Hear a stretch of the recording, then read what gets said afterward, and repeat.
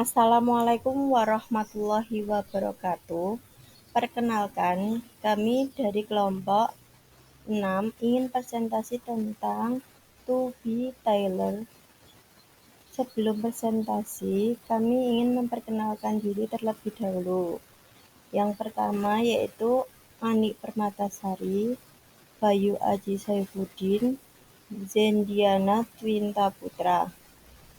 Presentasi ini memenuhi mata kuliah Perencanaan dan Pengembangan Kurikulum topik 5, modul Rancangan Pembelajaran UPD. Yang akan kita bahas yaitu bagaimana cara mengakomodasi berbagai kebutuhan, perkembangan, gaya belajar, pengetahuan sebelumnya, dan minat peserta didik sambil tetap menjaga arah pembelajaran pada tujuan. Yang kedua, bagaimana cara menyesuaikan rencana pembelajaran apabila ada perubahan kondisi untuk memaksimalkan keterlibatan dan efektivitas pembelajaran. Nah, Toby Taylor ini disesuaikan untuk mencerminkan bakat, minat, dan gaya kebutuhan individu. Sebelum lebih lanjut, kita akan mengerti apa arti mengakomodasi menurut KBBI, yang artinya menyediakan sesuatu untuk memenuhi kebutuhan. Mengakomodasi tersebut berasal dari kata akomodasi. Cara mengakomodasi berbagai kebutuhan perkembangan, gaya belajar, pengetahuan sebelumnya, dan minat peserta didik. Guru harus mempelajari psikologi pendidikan agar guru mempunyai gambaran mengenai karakteristik peserta didik, sehingga guru dapat melakukan dengan berbagai cara. Yang pertama yaitu menerapkan teaching and the right level dan development improved pursuit dan pembelajaran berdiferensiasi dan culture responsive pedagogi. Yang kedua yaitu ada beberapa hal yang harus dilakukan oleh pendidik. Yang pertama, teaching and the right level. TARL adalah suatu pendekatan pembelajaran yang memungkinkan anak-anak memperoleh kemampuan dasar seperti membaca dan berhitung dengan cepat. Fokusnya adalah membantu anak-anak dengan sadar membaca, memahami, mengekspresikan diri, serta keterampilan berhitung sesuai dengan tingkat kemampuannya.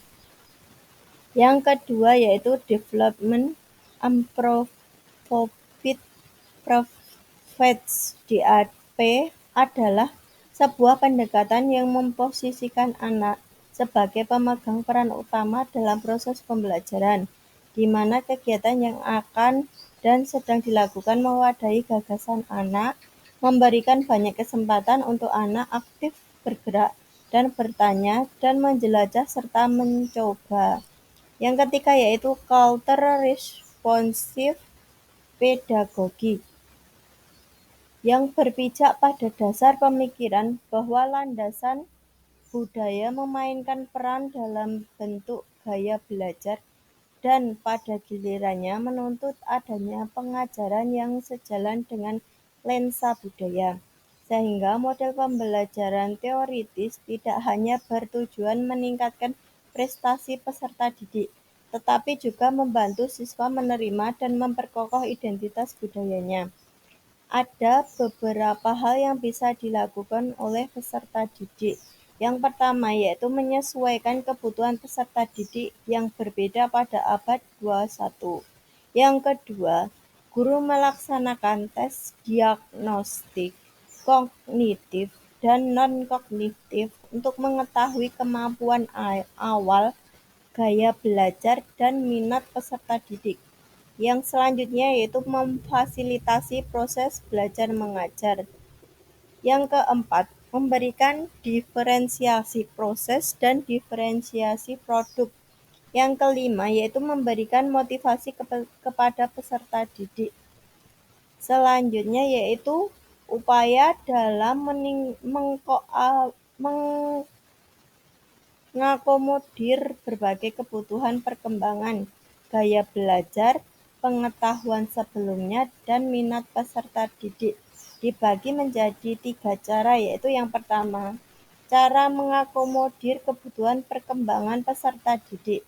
Yang kedua, cara mengakomodasi kebutuhan terhadap pengetahuan sebelumnya peserta didik. Yang ketiga yaitu cara mengakomodasi kebutuhan minat peserta didik. Kita bahas satu per satu. Yang pertama yaitu cara mengakomodir kebutuhan perkembangan peserta didik. Ini dijabarkan sebagai berikut. Yang pertama, menjadikan pengetahuan bermakna dan relevan bagi peserta didik. Yang kedua, memberikan kesempatan kepada peserta didik untuk menerapkan dan menentukan ide sendiri. Yang ketiga, menyadarkan peserta didik untuk menerapkan strategi belajar sesuai dengan keinginan atau motivasi mereka. Selanjutnya, menggali tiap gaya belajar dari masing-masing peserta didik tersebut. Selanjutnya, menyediakan sumber bahan ajar yang sesuai dengan gaya belajar peserta didik. Yang terakhir yaitu mengarahkan peserta didik yang sesuai dengan gaya belajar yang mereka miliki. Yang kedua yaitu cara mengakomodir kebutuhan terhadap pengetahuan sebelumnya peserta didik. Ini dapat dengan 2 cara, yaitu menggali informasi awal tentang pengetahuan sebelumnya atau kemampuan awal peserta didik dilihat dari tes diagnostik awal. Yang kedua yaitu menggunakan berbagai cara jenis asesmen yang mendukung penerapan pengetahuan sebelumnya dari peserta didik tersebut. Cara yang ketiga yaitu cara mengakomodir peserta didik menurut kebutuhan minat.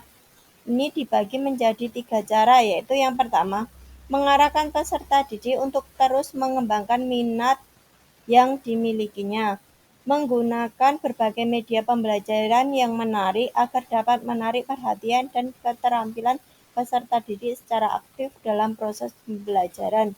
Yang terakhir yaitu memotivasi peserta didik yang memiliki minat tersebut.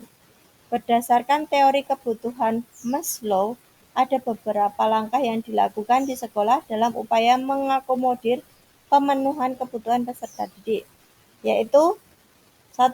Pemenuhan kebutuhan fisiologis. Yang kedua, pemenuhan ketentraman atau keamanan. Ketiga, pemenuhan kebutuhan kebersamaan, belonging. Dan yang keempat, pemenuhan kebutuhan penonjolan diri. Yang terakhir yaitu pemenuhan kebutuhan aktualisasi diri. Selanjutnya, cara penyesuaian perencanaan pembelajaran apabila ada perubahan kondisi untuk memaksimalkan keterlibatan dan efektivitas pembelajaran dibagi dari 3, yaitu yang pertama, mengetahui berbagai hambatan atau perubahan kondisi yang terjadi. Kedua, cara yang dilakukan untuk menyesuaikan rencana pembelajaran. Dan yang ketiga yaitu kemampuan yang perlu dimiliki seorang pendidik. Kita bahas satu persatu. Yang pertama yaitu mengetahui berbagai hambatan atau perubahan kondisi yang terjadi. Itu dibagi menjadi 2 yaitu kondisi sarana prasarana yang mungkin tidak maksimal atau terkendala teknis dan keadaan. Contohnya yaitu ketika kita penggunaan LCD proyektor tidak ada dan tidak digunakan oleh guru yang lain. Yang kedua yaitu alokasi waktu pembelajaran yang berlangsung. Contohnya pada saat kita terpotong dikarenakan kegiatan yang terjadi secara tiba-tiba seperti adanya sosialisasi, kegiatan upacara yang selesai melebihi waktu, dan lain-lain. Cara yang kedua yaitu Cara yang dilakukan untuk menyesuaikan rencana pembelajaran apabila ada perubahan kondisi untuk memaksimalkan keterlibatan dan efektivitas pembelajaran. Yang pertama yaitu memprediksi tantangan yang ada di kelas, sehingga kita bisa membuat plan B. Yang selanjutnya yaitu fokus kepada tujuan pembelajaran saat itu, menyesuaikan materi dengan waktu efektif di sekolah apabila ada yang tidak sesuai. Yang selanjutnya, mengidentifikasi hambatan yang membuat rancangan pembelajaran tidak dapat dipublikasikan dengan maksimal. Yang terakhir, yaitu membuat perencanaan ulang segera mungkin agar proses pembelajaran dapat berlangsung. Yang selanjutnya yaitu melakukan evaluasi dan refleksi terhadap rancangan yang telah dilakukan, membuat perubahan atau revisi untuk merancang pembelajaran yang selanjutnya, melibatkan perubahan kondisi yang terjadi sehingga menyelesaikan perencanaan yang telah disusun. Yang selanjutnya yaitu kemampuan yang perlu dimiliki seorang pendidik untuk dapat mengulangi keadaan tersebut, yaitu kemampuan membuka pembelajaran, kemampuan memberi penjelasan, kemampuan menggunakan metode pengajaran, kemampuan memanfaatkan media pengajaran, kemampuan melibatkan peserta didik dalam proses pembelajaran, kemampuan menggunakan waktu yang efektif, kemampuan menutup pembelajaran. Sekian presentasi dari kelompok kami. Jika ada salah, mohon dimaafkan. Semoga bermanfaat untuk teman-teman. Wassalamualaikum warahmatullahi wabarakatuh.